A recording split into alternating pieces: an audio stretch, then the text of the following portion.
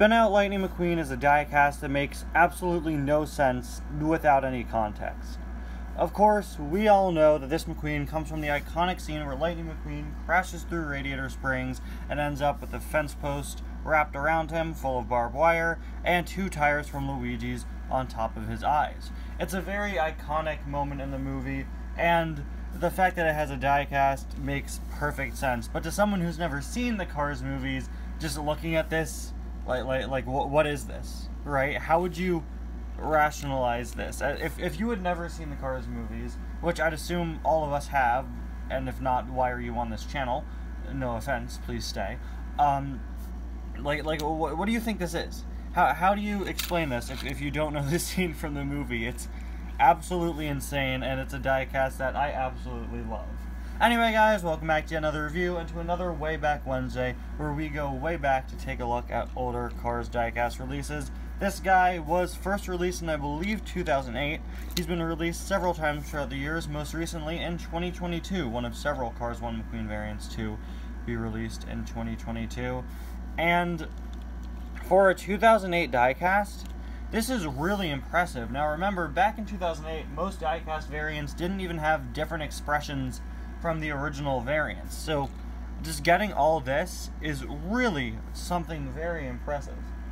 Of course, we have those 2 tires over McQueen's eyes. His eyes are probably pretty far apart. If you take the tires off, it probably looks pretty weird with them not there. He's got a screaming mouth expression there. A few chips, because mine I've had since 2008, of course.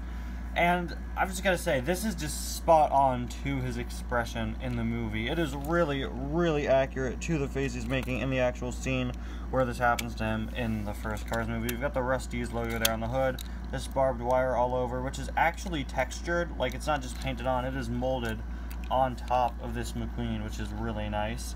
Just part of the metal molding. Of course, these tires are a soft plastic. You can even see where they're plugged in to the mold down there. Of course, plugged in the factory. You can't just take them on and off easily. We've got the lightning bolt logos on either side. Lightning McQueen signature up there, number 95 on the side. His piston cup logos covered up again with some of that really nice barbed wire detailing. We got piston cup, mood springs, octane gain, Vitaline, no stall, gas burn and gaskets, low torque pistons, RPM, leakless retread, and clutch aid.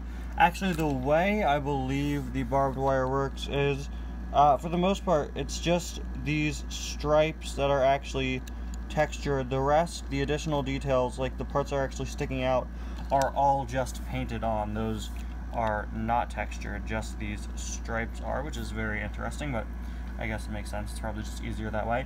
Number 95 there, Rusty's logo on the back, and on the spoiler, of course, being a 2008 McQueen, he does have Rusty's on the spoiler. That was the first year where they included that detail. Really nicely detailed fence posts here on the back, the barbed wire wrapped around them.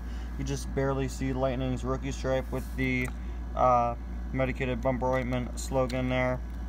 And you can see that those details are actually fully put on there behind the fence post. Another really nice touch. There is a look at the other side. Is the barbed wire the same? No, it's actually different on either side. Another, I believe it is at least. Yeah, it is different, which is really nice.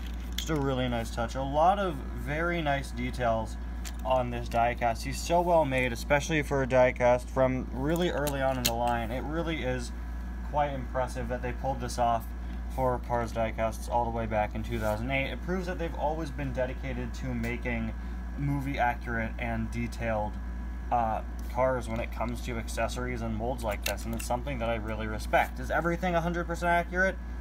No, definitely not when it comes to the Cars diecast line, but it's just nice to see the dedication put into a Cars diecast like this, a dedication that I feel we still see to this day with releases like, say, Cupcake McQueen, which is another variant of McQueen who's insane without context. Anyway, guys, thank you all so much for watching. I'll see you guys next week for another Wayback Wednesday. Bye now.